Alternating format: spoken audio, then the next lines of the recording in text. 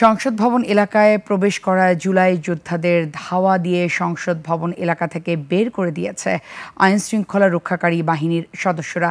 এতে বিক্ষুব্ধ জুলাই সদস্যরা সংসদ ভবনের ১২ নম্বর গেট ভেঙে ফেলে। এ সময় গাড়ি ভাঙচুর করে তারা। পরিস্থিতি নিয়ন্ত্রণে টিয়ার শেল নিক্ষেপ করে পুলিশ। ভাঙচুর করা গাড়িগুলোর মধ্যে ২টি পুলিশের গাড়ি রয়েছে। গাড়ি ভাঙচুর করার সময় পুলিশ সদস্যরা আন্দোলনকারীদের ধাওয়া দিলে তারা পুলিশকে লক্ষ্য করে ইট পাটকেল নিক্ষেপ করে। এ সময় পুলিশ তাদের লক্ষ্য করে টিয়ার শেল নিক্ষেপ করে। ফলে দুই পক্ষের মধ্যে ধাওয়া পাল্টা ধাওয়া হয়। পুলিশকে লাঠিচার্জ করতেও দেখা গিয়েছে। সনদের আইনি ভিত্তির দাবিতে সংসদ ভবন এলাকায় অবস্থান নিয়েছেন জুলাই যোদ্ধারা। সংসদ ভবন এলাকায় এই মুহূর্তে আছেন আমাদের রিপোর্টার মেহেদী হাসান আল বকর। আমরা সরাসরি চলে যাচ্ছি তার কাছে। মেহেদী, জুলাই সনদে স্বাক্ষর অনুষ্ঠান ঘিরে যে এই মুহূর্তে উত্তেজনা বিরাজ করছে, কি দেখছেন সেখানকার পরিস্থিতি এবং কি তথ্য আছে আপনার কাছে সর্বশেষ পরিস্থিতির?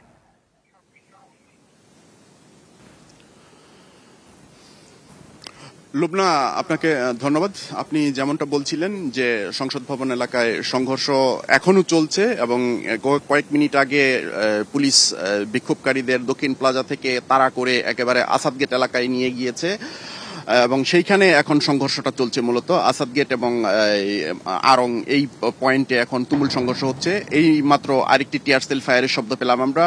গত 15 মিনিটে অনেকগুলো টিয়ার সেল ফায়ারের শব্দ আমরা শুনেছি।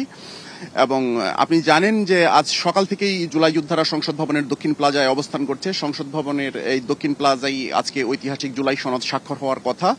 গত কয়েক মাস ধরে আলোচনা সমালোচনার পরে যে জুলাই সনদ প্রস্তুত করা হয়েছে, জুলাই যোদ্ধারা বলছেন তারা সেই জুলাই সনদে সন্তুষ্ট নন। তারা চান জুলাই সনদকে যাতে সংশোধন করা হয় এবং তাদের দাবি হচ্ছে এই জুলাই সনদকে একেবারে সংবিধানে অন্তর্ভুক্ত করতে হবে। পাশাপাশি জুলাই যোদ্ধাদের এই জুলাই সনদে কোনো স্বীকৃতি দেওয়া হয়নি, তারা চাইছেন যে জুলাই যোদ্ধাদেরকে স্বীকৃতি দিতে হবে। এই দাবিগুলো নিয়ে সকালবেলায় জুলাই যোদ্ধাদের একটি দল সংসদ ভবনের দক্ষিণ প্লাজায় প্রবেশ করে। পরে পুলিশ তাদেরকে দক্ষিণ প্লাজা থেকে বের করে দিলে মানিক মিয়া অ্যাভিনিউতে দফায় দফায় সংঘর্ষ চলছে। এখনো সেই সংঘর্ষ শেষ হয়নি, সংঘর্ষ এখনো চলছে। এবং এর আগে আপনি জানেন যে বাম দলগুলো তো আগেই স্পষ্ট করেছে তারা এই সনদে স্বাক্ষর করবে না এবং এনসিপিও গতকালকে সংবাদ সম্মেলন করে জানিয়েছে তাদের দাবি দেওয়া পূরণ না হলে তারাও স্বাক্ষর নাও করতে পারে, তাদের স্বাক্ষর অনিশ্চিত।